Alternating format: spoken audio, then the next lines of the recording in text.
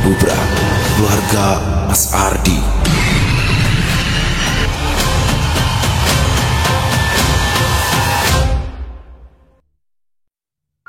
Mas, sehari panas lagi. Suara Sekar memecah keningan malam.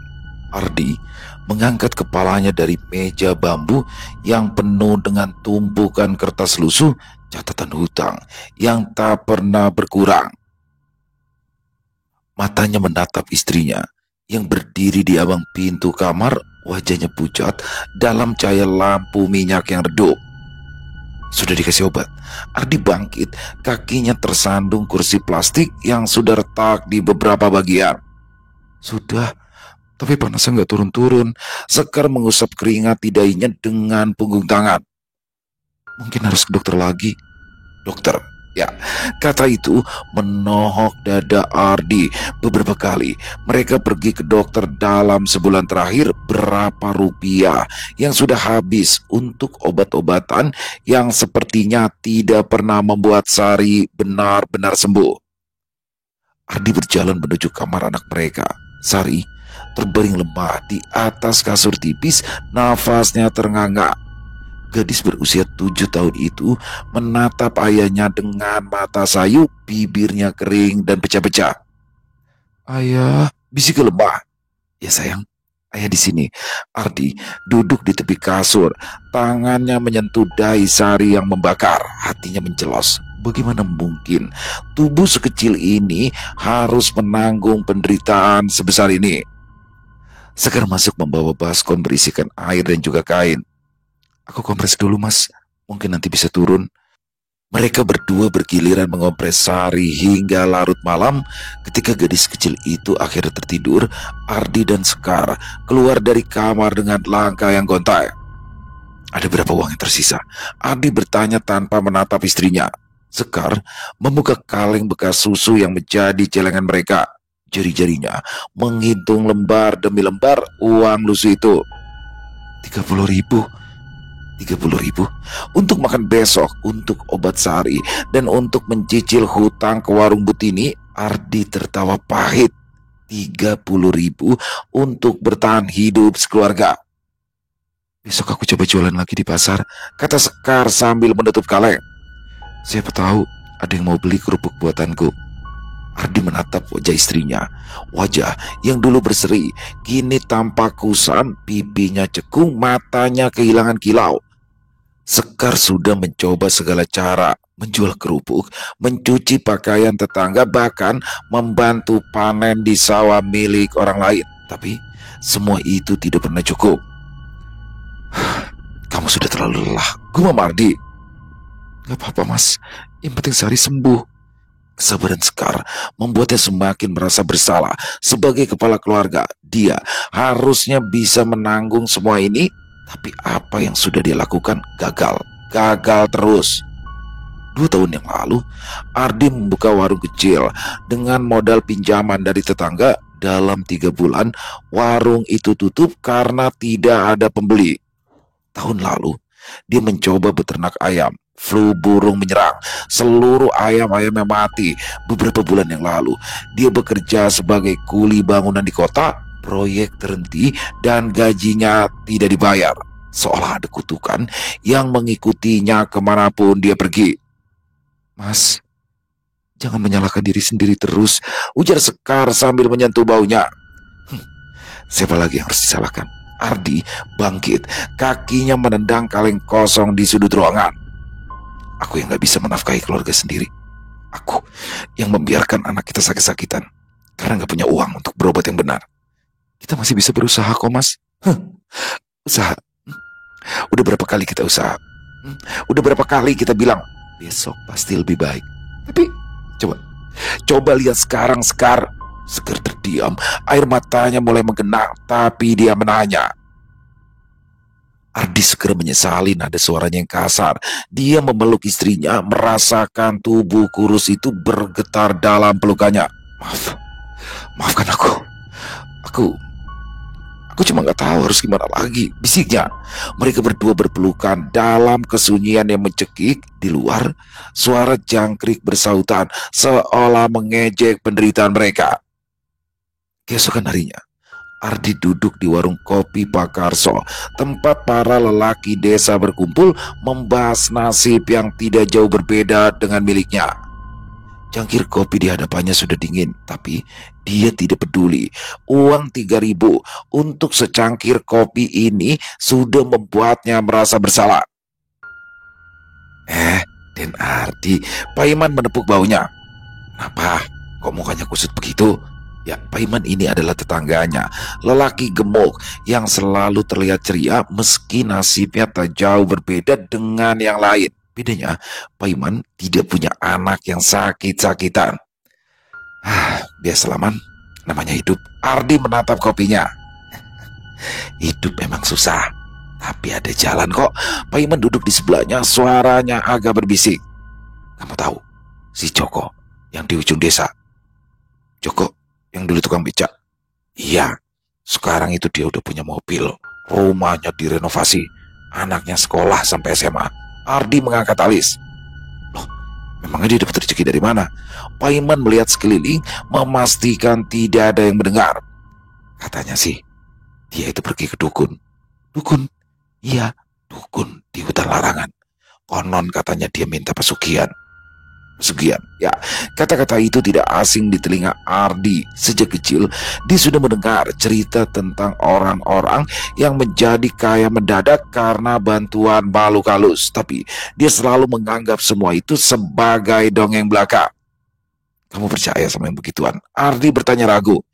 Ya awalnya tidak, tapi coba lihat sendiri. Si Joko sekarang, dari mana coba dia dapat uang sebanyak itu? Kalau bukan dari situ. Ardi terdiam.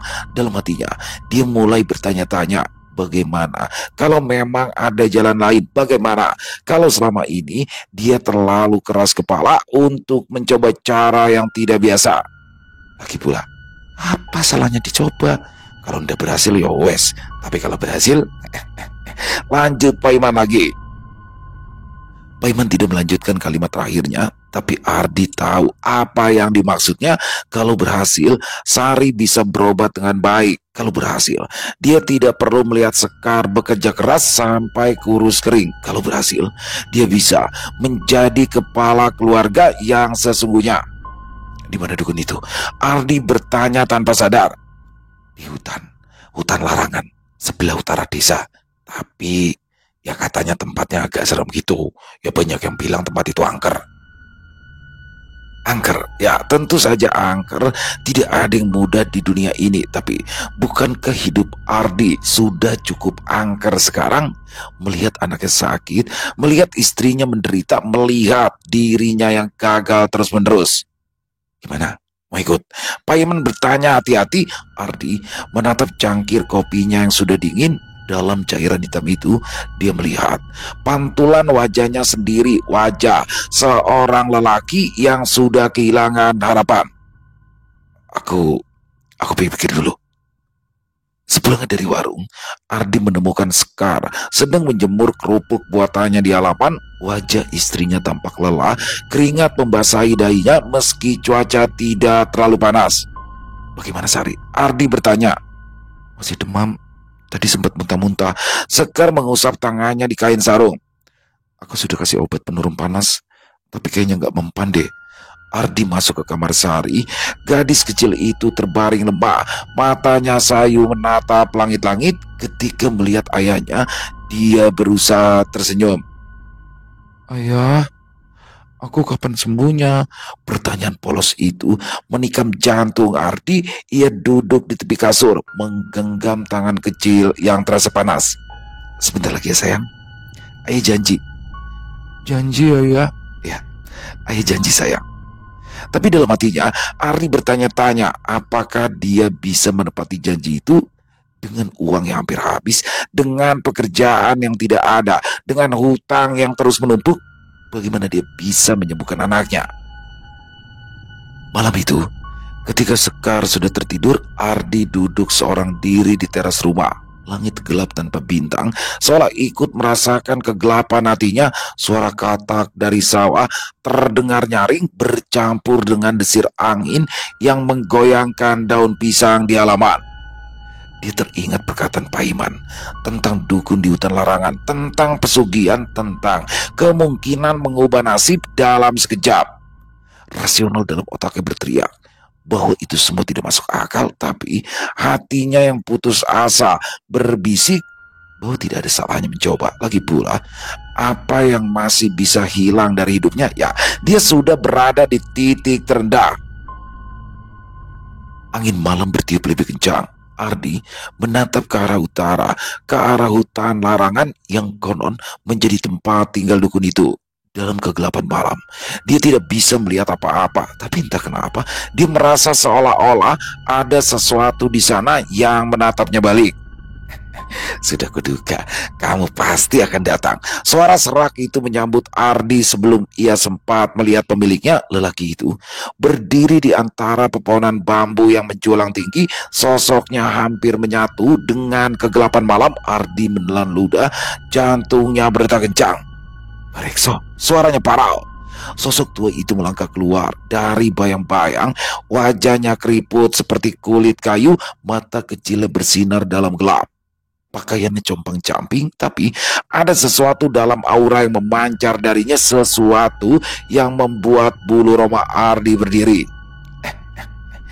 Paiman sudah memberitahuku. Barekso tersenyum memperlihatkan gigi yang tinggal beberapa. Dia bilang, ada orang putus asa yang membutuhkan bantuanku. Mbah, saya cuma ingin anak saya yang sakit bisa sembuh, Mbah. Dan istri saya tak lagi harus terhina. Tidak usah dijelaskan. Barekso mengangkat tangan kurusnya yang seperti ranting. Aku sudah tahu semua. Hidup kalian seperti air yang mengalir ke tempat rendah, terus turun dan tidak bisa naik lagi. Ardi mengangguk lemah. Ya, perumpamaan itu tepat sekali. Tapi air itu bisa dinaikkan. Lanjut dukun tua itu sambil berjalan menuju sebuah kubu kecil yang nyaris roboh. Asalkan ada yang memompanya atau ada yang mengorbankan sesuatu untuk mengangkatnya. Gubuk itu gelap total, hanya diterangi oleh beberapa lilin yang meleleh di atas meja bambu, aroma dupa, dan sesuatu yang amis seperti darah memenuhi udara. Di dinding tergantung berbagai jimat, tulang binatang, dan sesuatu yang membuat perut Ardi mual. Duduk, Barekso menunjuk ke sebuah tikar yang lusuh. Ardi duduk dengan canggung, matanya tak bisa lepas dari berbagai benda aneh di sekitarnya. Kamu ingin kaya? Barekso duduk berhadapan dengannya. Saya ingin anak saya sembuh dan istri saya tidak lagi perlu bekerja keras. Ya, itu semua butuh uang. Jadi pertanyaanku tetap sama. Kau ingin kaya? Ardi ragu sejenak, lalu ia mengangguk. Barekso tertawa, suaranya seperti kikisan batu. Bagus, kejujuran adalah langkah pertama. Sekarang, apakah kau siap membayar harganya? Harga? Berapa? Dukun itu lalu bangkit dan mengambil sebuah buku dari rak bambu. Halaman-halamannya kuning dan rapuh. Tulisannya tidak bisa dibaca Ardi. Ada berbagai jenis pesugihan. Ada yang harganya ringan, tapi hasilnya juga sedikit. Ada yang harganya mahal, tapi bisa membuatmu kaya raya seketika. Yang mana Mbah yang paling aman? Aman. Tidak ada yang aman dalam dunia ini, anak muda. Bahkan hidup normal seperti yang kamu jalani sekarang pun tidak aman. Buktinya kamu datang ke sini. Ardi diam tak bisa menjawab. Tapi ada satu jenis pesugihan yang cocok untukmu. Pesugihan kandang bubra, ujar Barekso sambil menunjuk ke sebuah halaman. Kandang bubra? Ya, kau akan menjadi sangat kaya. Uang akan mengalir tanpa henti kepadamu. Bisnis apapun yang kau sentuh akan berhasil. Tapi Barekso berhenti sejenak, matanya menatap dalam-dalam ke mata Ardi. Rumah tanggamu akan hancur. Jantung Ardi berdegup kencang. Maksudnya apa ya, Mbah?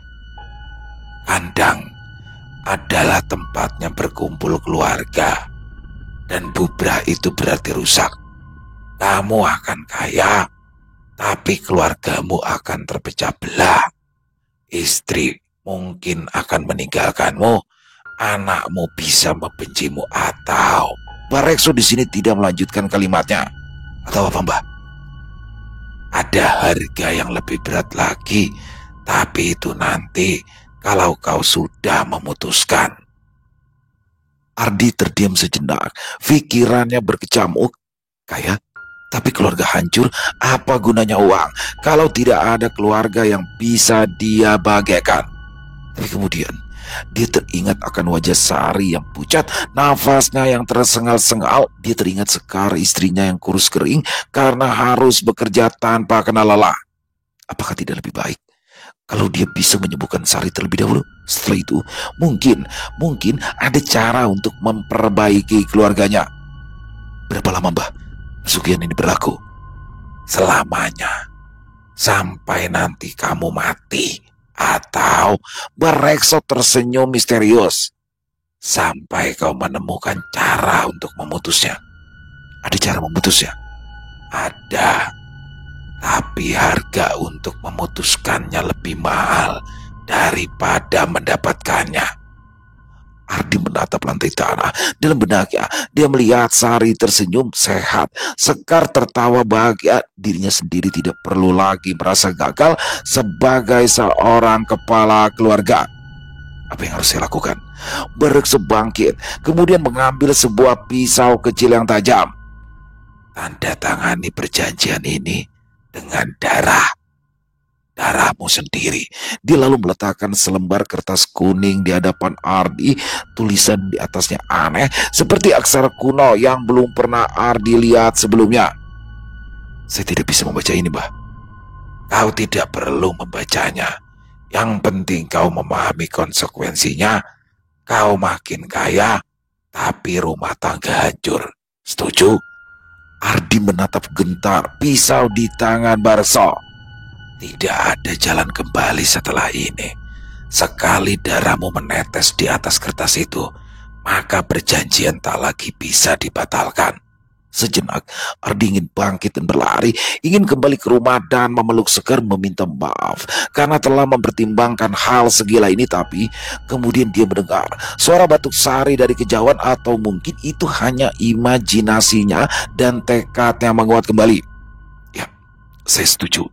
Barekso lalu menyerahkan pisau itu kepadanya. Iris jari telunjukmu. Biarkan darah menetes di atas kertas. Tangan Ardi bergetar ketika ia menerima pisau itu. Logamnya dingin menyentuh kulit. Dengan gerakan cepat, dia mengiris ujung jari telunjuknya. Rasanya perih. Darah mulai mengalir. Tetes demi tetes darahnya jatuh ke atas kertas kuning itu. Begitu darah menyentuh kertas, tulisan-tulisan aneh itu mulai bersinar dengan cahaya merah. Ardi mundur, dia terkejut. Sudah terlambat untuk menyesal. Sekarang, ayo ikuti aku. Mereka keluar dari gubuk untuk menuju sebuah pohon yang sangat besar. Berdirilah di tengah-tengah akar itu, perintah Barekso. Ardi melangkah dengan hati-hati. Tanah di bawah kakinya terasa lembek dan dingin ketika dia berdiri di tengah akar-akar besar itu. Barekso mulai membaca mantra dengan bahasa yang tidak ia mengerti. Tiba-tiba Ardi merasakan sesuatu yang aneh. Tubuhnya mulai bergetar tanpa kendali. Matanya berkudang-kudang, pandangannya buram. Dia melihat bayangan-bayangan aneh bergerak di sekelilingnya. Sosok-sosok hitam yang tidak berbentuk jelas seperti asap yang hidup. Jangan takut, mereka hanya ingin berkenalan dengan tuan baru mereka. Bayangan-bayangan itu semakin mendekat. Ardi merasakan dingin yang menusuk tulang, seolah ada tangan-tangan tak kasat mata yang menyentuhnya. Mulutnya terbuka, tapi yang keluar bukan suaranya sendiri, melainkan suara lain yang dalam dan mengerikan. Dia tidak sadar berapa lama ritual itu berlangsung. Yang dia ingat hanyalah kegelapan total, dingin yang mencekik, dan perasaan seolah jiwanya ditarik keluar dari tubuh kemudian dimasukkan kembali. Ketika kesadarannya kembali, dia sudah terbaring di bawah pohon itu. Barekso berdiri di sampingnya tersenyum puas. Selesai. Sekarang pulang. Dan besok hidupmu akan berubah. Ardi bangkit dengan susah payah. Tubuhnya lemas, kepalanya terasa pusing. Apa yang terjadi, Mbak? Kau sudah bertemu mereka. Mereka yang akan membantumu menjadi kaya. Ingat, jangan sekali-kali mencoba memutuskan perjanjian ini sendiri. Kalau kau sampai melakukannya, apa yang akan terjadi, Mbak? Kau tidak akan mau tahu. Perjalanan pulang terasa seperti mimpi. Ardi berjalan sempoyongan melintasi hutan. Kakinya bergerak otomatis menuju rumah. Langit mulai merah di ufuk timur. Ketika dia sampai di halaman, Sekar sudah bangun, sedang berebus air untuk membuat kopi. Dari mana saja kamu? Tanyanya tanpa menoleh. Tidak bisa tidur. Jalan-jalan. Jalan-jalan. Jalan-jalan kemana jam segini? Ardi tidak menjawab. Ia kemudian masuk ke kamar Sari dan mendapati gadis kecil itu masih tertidur. Tapi aneh, nafasnya sudah tidak tersengal-sengal. Dahinya juga tidak sepanas kemarin. Sekar, panggilnya. Sekar, sepertinya demam Sari sudah turun. Sekar masuk dan menyentuh dahi anaknya. Benar juga, syukurlah. Tapi ada sesuatu dalam nada suara Sekar yang janggal, seolah dia curiga dengan sesuatu tapi tidak tahu itu apa. Jam 8 pagi, ketika Ardi sedang duduk-duduk di teras, datanglah seorang lelaki berjas rapi naik sepeda motor. Pak Ardi, tanyanya. Ya, ada apa? Saya dari PT Berkajaya, Pak. Dan kami tertarik dengan lokasi tanah Bapak untuk dijadikan minimarket. Apakah Bapak berminat penjualnya? Ardi terkejut. Tanah warisan orang tuanya memang ada, tapi selama ini tidak ada yang berminat karena lokasinya yang agak terpencil. Berapa harganya? 50 juta untuk satu are. Ardi hampir tersedak. Tanahnya ada 3 are, berarti 150 juta rupiah. Tapi saya perlu waktu untuk berpikir. Tidak perlu lama-lama, Pak.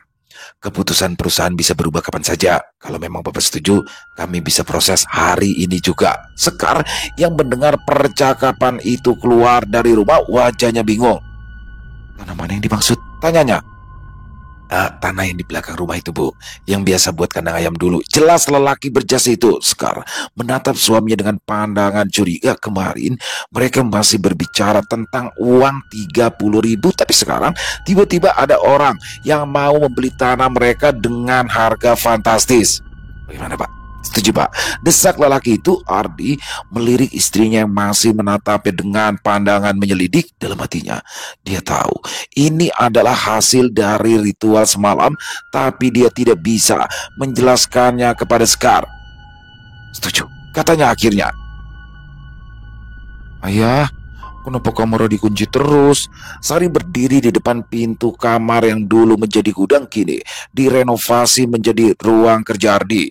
Gadis berusia 7 tahun itu menggoyangkan gagang pintu yang tidak mau terbuka. Jangan ganggu ayah dong. Ayah lagi sibuk, bentak Ardi dari dalam. Sekar mengangkat Sari dari depan pintu, memeluknya dengan lembut. Ayah sedang kerja, sayang. Nanti kalau sudah selesai kita ajak main. Dalam hatinya, Sekar tahu itu bohong. Ya, sudah 3 bulan sejak mereka pindah ke rumah besar ini, Ardi hampir tidak pernah menghabiskan waktu bersama keluarga. Pagi berangkat ke kantor barunya, malamnya pulang larut, bahkan di akhir pekan ia sering pergi entah kemana. Bu, kenapa ya jadi jahat? Bisik Sari di telinganya. Sekar tidak tahu harus menjawab apa. Bagaimana menjelaskan kepada anak kecil bahwa ayahnya seolah berubah menjadi orang lain. Suara pintu kamar terbuka. Ardi keluar dengan wajah pucat, matanya merah seperti kurang tidur, bajunya kusut, rambutnya acak-acakan. Mas, kamu gak apa-apa? Sekar mendekatinya. Apa? Ardi menatapnya bingung, seolah baru menyadari keberadaan istri dan anaknya. Iya, baik-baik aja. Tadi ada suara-suara aneh dari dalam kamarmu, kayak ada yang lagi ngobrol. Oh, aku sedang telepon. Ardi mengunci pintu kamarnya dengan cepat. Soal bisnis. Telepon dengan siapa jam segini? Ini sudah jam 2 malam. Ardi tidak menjawab. Ia berjalan ke arah dapur, mengambil segelas air dan meminumnya dengan tergesa-gesa. Tangannya bergetar. besok aku ke Jakarta, katanya tanpa menatap Sekar. Lagi? Kamu baru pulang kemarin loh. Ada rapat penting, proyek besar. Sekar menatap suaminya yang dulu selalu bercerita tentang semua hal kini, bahkan tidak mau menjelaskan kemana dia pergi. Ardi, yang dulu selalu memeluknya sebelum tidur, kini tidur di sofa ruang tamu atau bahkan tidak pulang sama sekali. Mas Ardi, Sekar menyentuh lengannya. Kita perlu bicara. Besok aja deh, aku lelah. Kapan kita punya waktu untuk bicara? Kamu selalu sibuk dan selalu pergi. Aku ini kerja untuk keluarga. Ardi menaikkan nada suaranya. Supaya kalian bisa hidup enak. Coba lihat. Lihat rumah ini. Lihat ada mobil di garasi. Sari bisa sekolah di tempat yang bagus. Semua itu hasil kerja kerasku. Tapi kami butuh kamu juga. Bukan hanya uangmu. Ardi menatapnya dengan pandangan kosong. Dulu kamu ngeluh karena aku gak bisa kasih apa-apa. Sekarang aku bisa kasih segalanya. Kamu masih aja ngeluh. Aku gak pernah ngeluh, Mas. Aku gak pernah ngeluh karena kita miskin. Aku mengeluh karena sekarang kamu seperti orang asing. Kamu gak ngerti. Dan kamu gak bakal pernah ngerti. Sekar terdiam menatap punggung suaminya yang menjauh dalam dadanya. Sesuatu pecah perlahan-lahan. Keesokan harinya, Ardi berangkat ke Jakarta dengan mobil. Sekar berdiri di jendela melihat mobil itu menghilang di tikungan jalan. Ibu sedih ya? Sari memeluk pinggang ibunya. Ya sayang, Kak. Ibu cuma kangen sama ayah. Ya Bu, Sari juga rindu ayah. Tapi ayah sekarang serem. Ya, seram.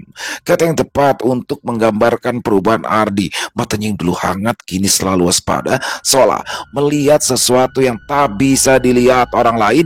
Bicaranya yang dulu lembut kini keras dan terburu-buru, bahkan sentuhan yang dulu penuh kasih kini terasa dingin dan jauh.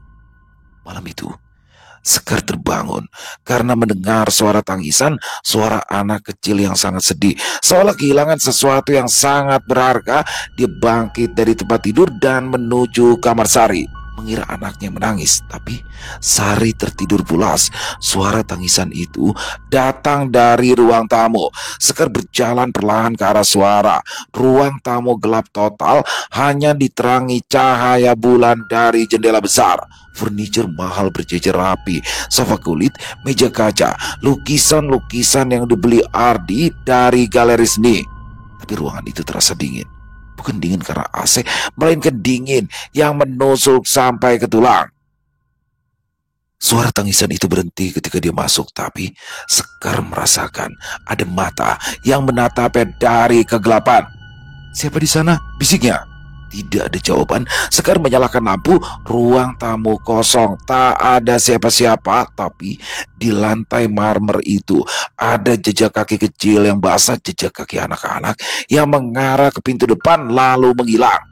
Dia mengikuti jejak itu sampai ke teras. Di sana, jejak kaki berakhir tepat di tepi teras, seolah-olah si pemilik jejak melompat ke halaman, tapi tidak ada jejak lanjutan di tanah. Sekar bergidik. Dia kembali ke kamar dan berbaring, tapi tak bisa tidur sampai pagi. 3 hari kemudian, Ardi pulang dari Jakarta, tapi dia tidak sendirian. Ada wanita muda bersamanya, cantik, berpakaian mahal, tertawa manja di samping Ardi.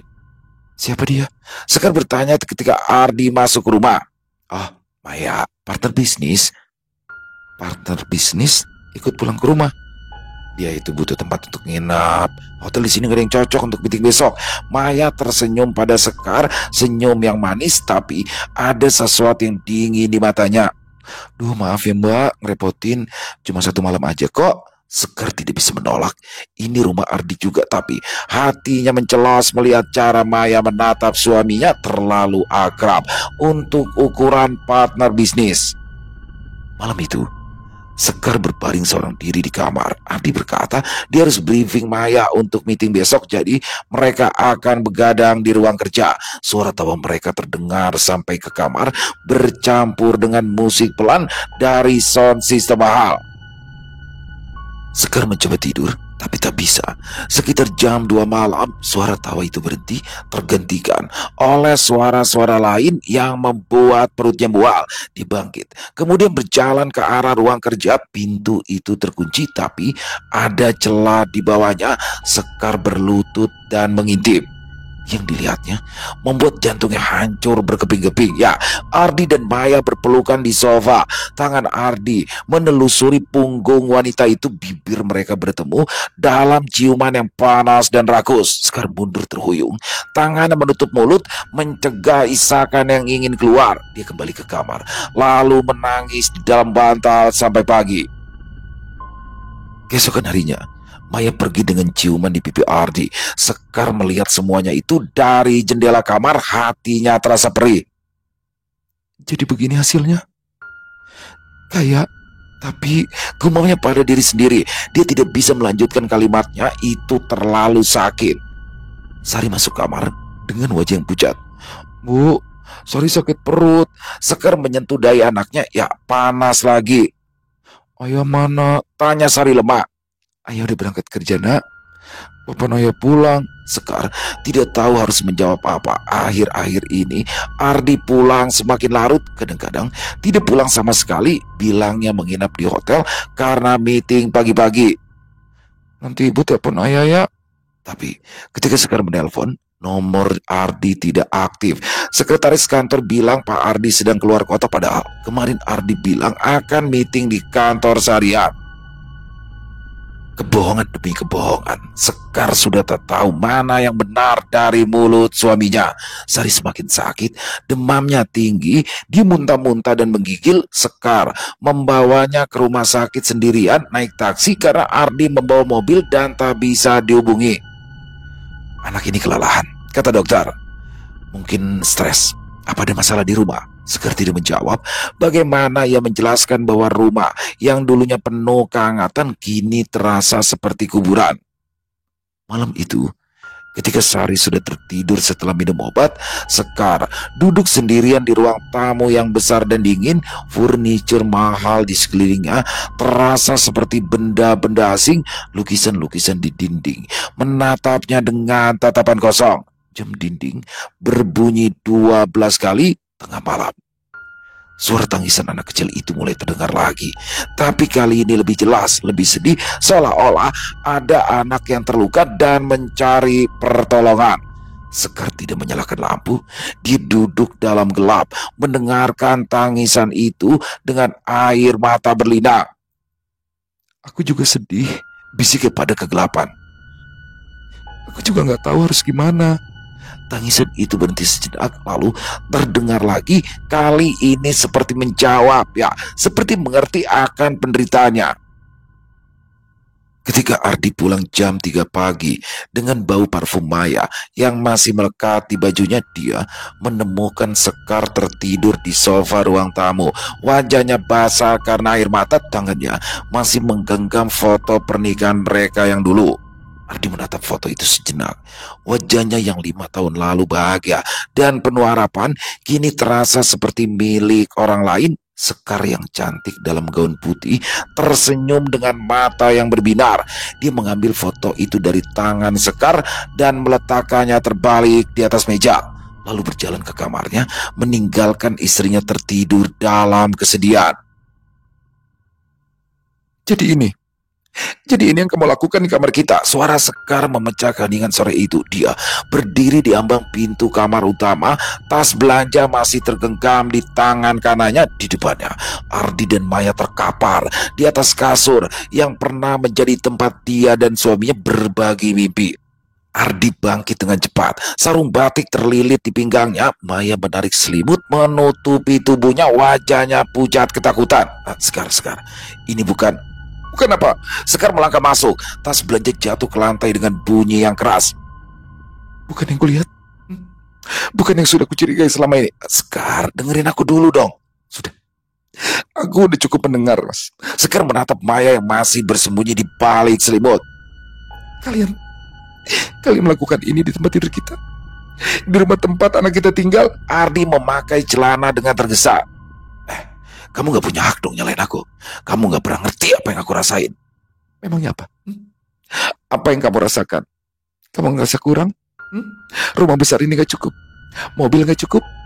Atau kamu ngerasa istri kamu yang menemanimu dari zaman susah ini tidak cukup cantik? Sekar, jangan bikin lebih rumit dong. Hah? Rumit? Sekar menatap suaminya dengan tatapan tidak percaya. Kamu selingkuh di tempat tidur kita sendiri, dan kamu bilang sekarang aku yang bikin rumit. Maya mulai berpakaian dengan gugup. Aku pergi. Tidak Maya. Ardi menahan dengan Maya. Kamu gak perlu pergi kemana-mana. Gerakan itu membuat hati Sekar merasa ditikam. Suaminya melindungi wanita lain di hadapannya di kamar mereka sendiri. Jadi sekarang aku yang harus pergi. Ardi menatapnya dingin. Kalau kamu gak tahan, pergi aja. Gak ada yang maksa kok. Keheningan menyesakan mengisi ruangan. Sekar menatap wajah suaminya, mencari secerca penyesalan, permintaan maaf, atau setidaknya rasa bersalah. Tapi yang ia temukan hanyalah keras kepala dan mata yang seperti milik orang asing. Baik mas, baik, aku pergi. Sekar keluar dari kamar dengan langkah gontai. Dia menuju kamar Sari yang sedang bermain boneka di lantai. Sayang, kita siap-siap yuk. Kemana bu? Kita ke rumah Mbah. Kita akan tinggal di sana beberapa hari. Sari menatap ibunya dengan polos. Ayo ikut. Sekar tidak sanggup menjawab. Dia memeluk anaknya erat-erat, air mata mengalir tanpa bisa dibendung. 2 jam kemudian, mereka berdua naik bus menuju rumah orang tua Sekar di desa sebelah. Sekar hanya membawa tas kecil berisi pakaian seadanya. Tidak ada yang lain yang ingin dibawanya dari rumah yang dulu penuh harapan itu. Ketika bus bergerak meninggalkan kota, Sekar menoleh ke arah belakang. Rumah besar Ardi tampak mengecil di kejauhan seperti simbol kehidupan yang sudah tak bisa dikembalikan lagi. Malam pertama tanpa Sekar dan Sari, Ardi duduk di ruang tamu yang luas sambil minum whisky. Maya sudah pulang ke apartemennya. Dia berkata perlu waktu untuk berpikir setelah kejadian tadi siang. Lebih baik begini, gumamnya pada diri sendiri. Gak ada yang cerewet, gak ada yang protes. Tapi rumah yang besar itu terasa terlalu sunyi. Tidak ada suara Sari yang bermain, tidak ada suara Sekar yang memasak di dapur, tidak ada percakapan yang biasa mengisi malam. Ardi menghabiskan botol whisky setengah, lalu naik ke kamar. Kasur terasa terlalu luas untuk satu orang. Bau parfum Maya masih melekat di atas bantal. Tapi entah kenapa aroma itu membuatnya mual. Jam 2 malam, dia terbangun karena mendengar suara langkah kaki di lantai bawah. Langkah yang perlahan, hati-hati, seperti orang yang sedang mengendap-endap. Maya, panggilnya dari atas tangga. Tidak ada jawaban. Langkah kaki itu berhenti. Ardi turun ke lantai bawah. Ruang tamunya gelap, hanya diterangi cahaya bulan dari jendela besar. Dia menyalakan lampu dan melihat sekeliling. Tidak ada siapa-siapa.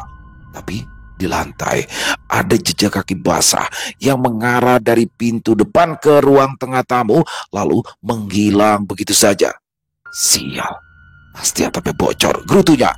Dia mematikan lampu dan kembali ke kamar. Tapi baru saja ia berbaring, suara langkah kaki terdengar lagi. Kali ini lebih jelas, lebih berat, seperti beberapa orang yang berjalan bersamaan.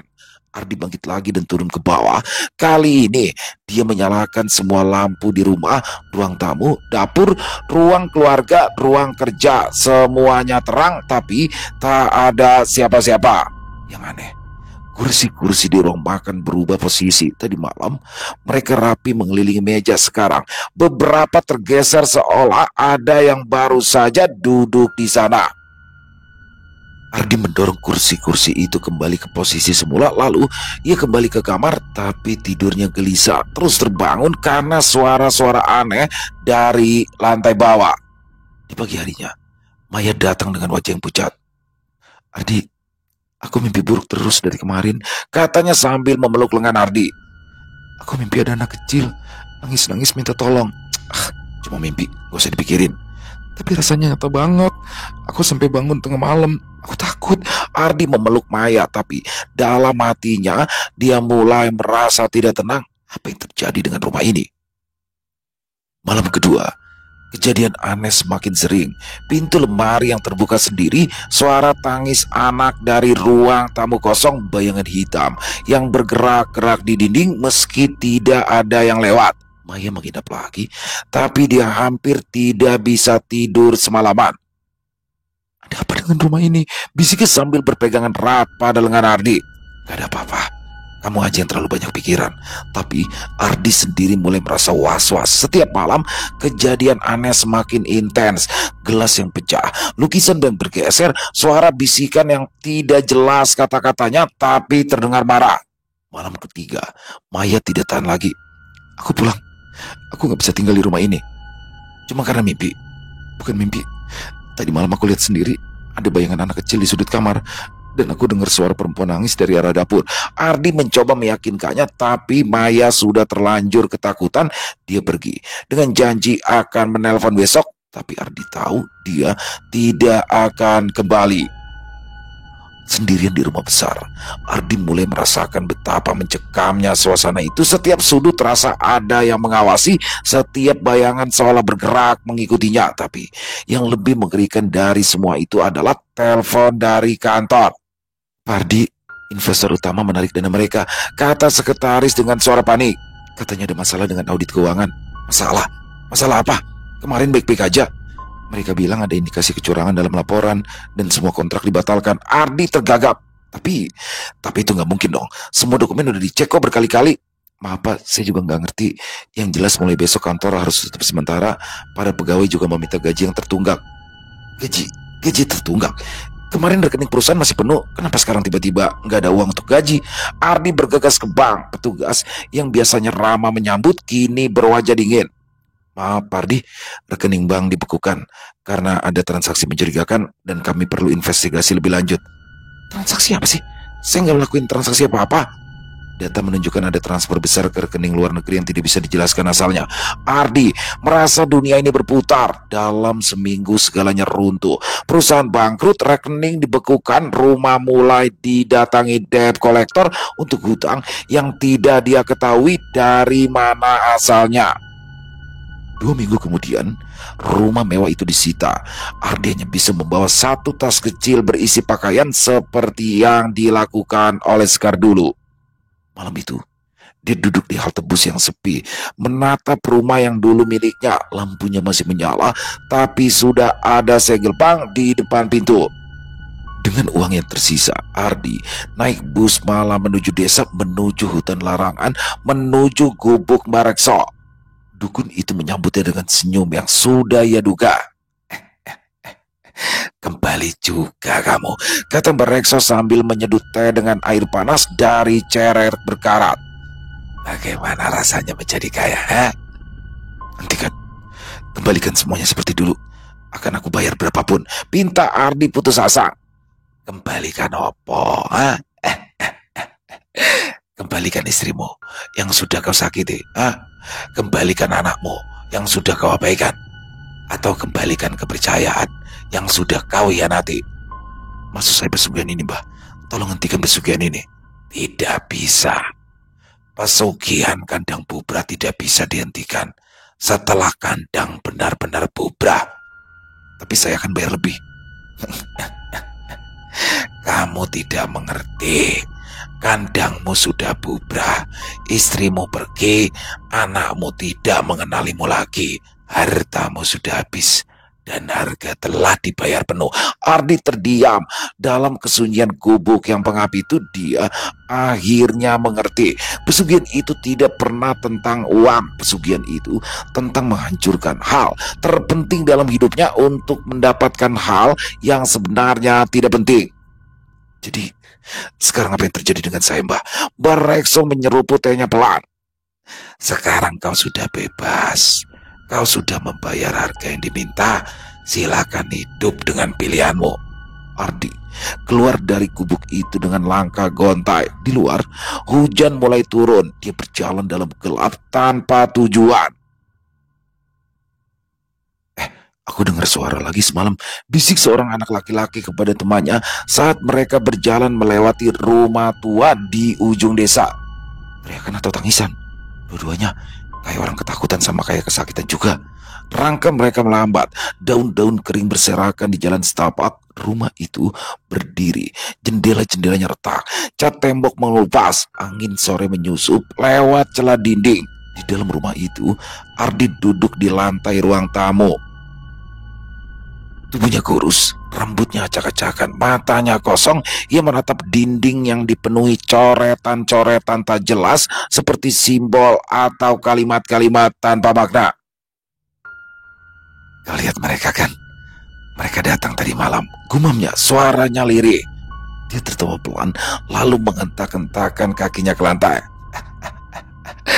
Mereka nggak mau pergi. Mereka bilang ini belum selesai. Belum selesai.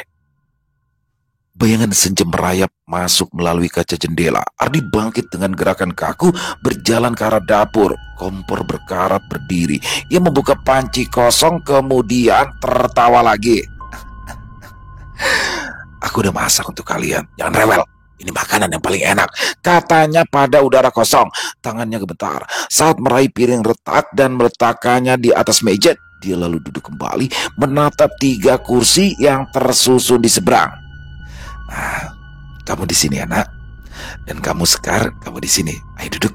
Kita makan malam seperti dulu. Angin meniup gorden, membuatnya melambai pelan seolah menyambut hayalan Ardi.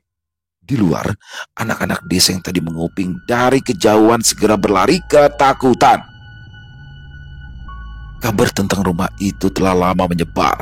Orang-orang menyebutnya kandang bubrah, tempat di mana segala yang pernah hangat dan utuh kini tinggal abu. Sementara itu, di dalam rumah, Ardi melanjutkan percakapannya. Sekar, kenapa kau pergi, Sekar? Aku kan cuma mau kaya untuk kita, buat kamu, buat anak kita. Tapi kenapa semua pergi? Dia menunduk, baunya bergetar, tangisan lirih keluar bersamaan dengan gumaman tak jelas. Dia bangkit, berjalan menuju kamar belakang. Di sana, sebuah ranjang kecil masih tertata, selimutnya rapi. Mainan-mainan tergeletak seperti menunggu pemiliknya kembali. Ardi duduk di tepi ranjang. Anakku, kedinginan ya? Maafin ayah ya. Ayah terlalu sibuk dulu. Ayah kira kalau punya banyak uang, semua akan jadi baik. Dia menggenggam boneka beruang lusuh dan memeluknya dengan erat. Kamu demam waktu itu. Ibu kamu sudah bilang kita harus ke dokter. Ayah bilang, tunggu. Ayah sibuk, lusa aja, lusa. Sunyi merayap pelan, bahkan tikus pun kan bersuara di rumah itu. Beberapa hari kemudian, warga desa melihat Ardi berjalan menyusuri jalan tanah merah. Ia berbicara sendiri, kadang tertawa, kadang berteriak marah pada pohon atau batu di pinggir jalan. Anak-anak bersembunyi di balik pagar, orang dewasa hanya menggeleng. Dulu dia orang baik, pekerja keras. Tapi sejak dia mengambil jalan itu, semuanya berubah, ujar seorang tetua desa. Sekar tak pernah kembali. Setelah kepergian anak mereka, ia memilih hidup jauh dari desa, menikah lagi dengan pria sederhana tapi penyayang. Dia tak pernah menoleh ke belakang, tak pernah ingin tahu soal rumah itu lagi. Malam-malam di rumah Ardi menjadi dunianya sendiri. Teriakan, tawa, suara benda pecah atau isak tangis kadang terdengar samar. Tak ada yang berani mendekat, bahkan binatang pun menjauhi pekarangan. Selesai. Wow, luar biasa kisah dari Rama Pede. Waduh, di sini pesugihan kandang bubrah ya teman-teman. Baru tahu saya begini nih, pesugihan kandang bubrah. Karena sepengetahuan saya sih, kalau kandang bubrah itu salah satu persyaratannya itu adalah memugar rumahnya ya, memugar rumahnya.